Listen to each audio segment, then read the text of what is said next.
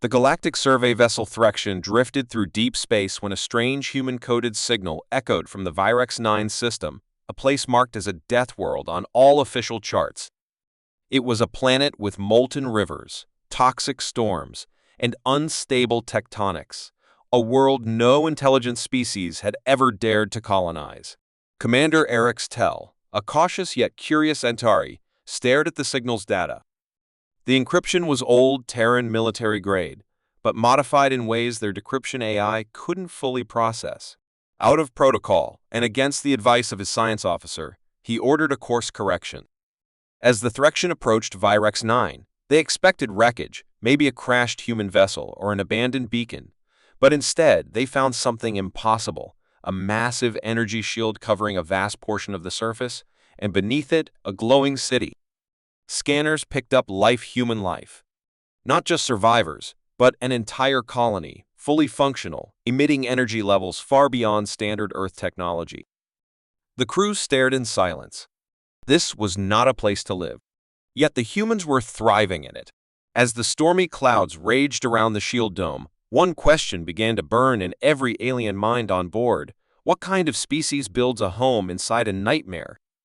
As the alien team stepped through the shield surrounding the human colony, they expected chaos or desperation, but instead, they were met with precision. The colony, called Forge, was carved directly into black volcanic rock, its towers shaped like blades rising through smoke and steam. A robotic drone greeted them with perfect translation, scanned them silently, then guided them forward. Inside, the city pulsed with strange energy machines and living plants fused together, streets cleaned by liquid metal insects, and people walking confidently through the ash-filled air without masks. Children played near thermal vents, while armored beasts, once native predators, lay calmly beside human guards. Nothing made sense. Forge didn't look like a colony fighting to survive. It looked like it had claimed the planet and reshaped it. Every wall, every structure reacted to the environment absorbing heat, redirecting wind, harnessing seismic tremors as power. The visitors passed a garden where plants glowed from inside, photosynthesizing through volcanic gas. No known species should have lasted here, yet the humans had turned death into design. One alien whispered, "This is not adaptation. This is control." Forge wasn't just surviving the death world, it was using it as fuel. And somewhere deep within, the mind behind it all was waiting for them. In the heart of Forge, past heat vents and humming towers, the alien visitors were brought to a command chamber built into the side of a jagged cliff. There they met Elias Vorn, the man behind it all. His presence was calm but heavy, as if he carried the weight of the planet itself. Half his body had been replaced with adaptive tech grown from the environment, and his eyes glowed faintly with a soft blue light. Elias didn't speak like a leader. He spoke like a scientist who had gone too far and refused to turn back. He told them Forge was never a mistake, it was a plan. While other humans looked for comfort, he searched for limits, and Virex 9 had offered the harshest one. He had brought engineers, biologists, and risk-takers here not to survive, but to transform. The first year had nearly wiped them out, but those who remained learned, adapted. Now, Forge was more than a colony. It was an engine of evolution. The aliens listened, unsettled, as Elias explained how they stopped fighting the planet and instead became part of it. This wasn't about survival anymore. It was about becoming something new. Just as the alien delegation prepared to leave Forge, a deep, unnatural tremor shook the ground beneath their feet. The walls around them vibrated slightly, but no alarms sounded.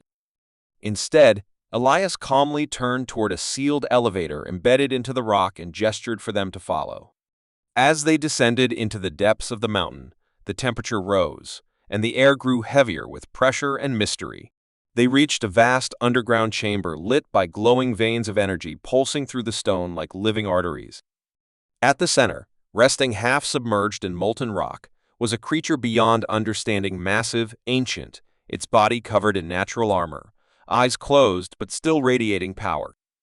Elias called it Ashborn, a native apex predator once believed extinct, now integrated into the colony through a direct neural link. The creature had not only been tamed, it had become part of the colony's defensive system, connected to both human minds and machines. The aliens watched in awe as a human technician calmly approached and placed a hand on a glowing panel, which caused the beast to shift slightly, responding like a loyal sentinel. But it was not just the creature that shocked them. All around the cavern were strange machines growing out of the rock, half-living, half-mechanical systems that communicated in pulses and lights.